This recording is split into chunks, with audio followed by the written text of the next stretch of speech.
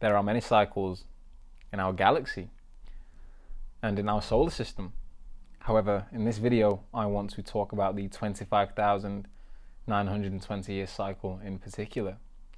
Of course, the number indicates that this cycle is every 25,920 years, and a lot of people know this cycle as the precession of the equinoxes, or precession of the equinoxes, depending on how you would pronounce the word.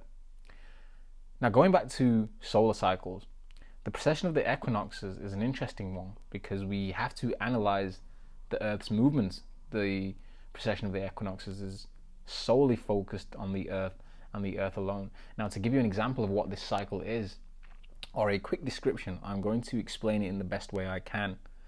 The Earth orbits the Sun. I can't remember if it's an anti-clockwise or in a clockwise direction. However, as the Earth is orbiting the Sun, it is on an angle or tilted on its axis, and this causes a wobble.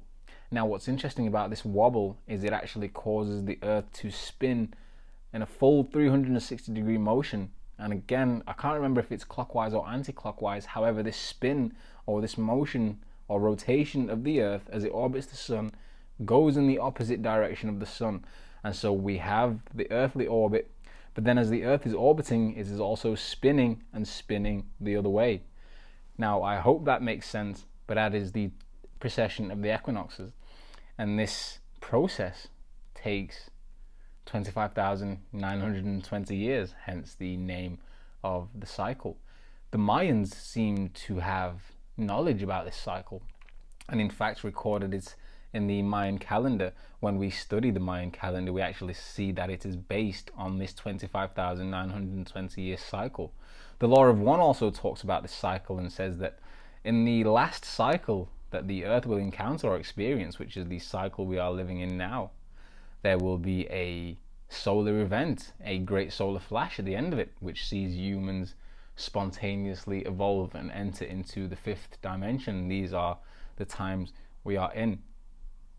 What's also interesting is scientists have conducted research which shows that all the solar systems in the Earth, all the solar systems in the universe are actually positioned in geometric places.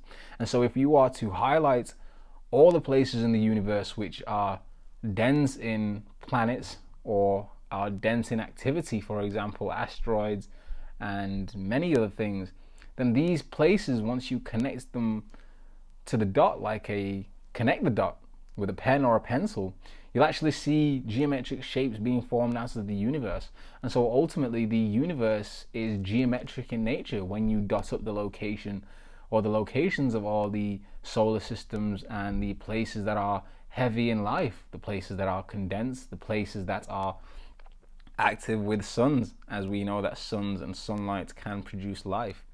This is also interesting because a scientist named Dr. Harold Aspen has done research that shows spontaneous dimensional shifts occurring within the galaxy.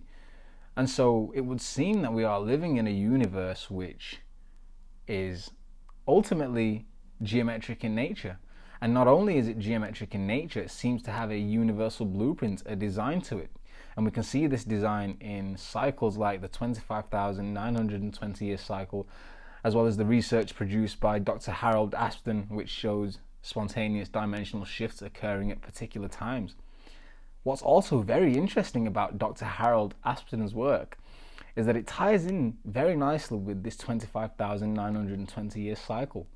And so is the event we are to experience at the end of this age or at the end of this cycle, talked about in the Law of One, the event that sees humans spontaneously evolve? Is this the event which occurs at the end of the cycle, this spontaneous dimensional shift that is shown in Dr. Harold Aspen's work?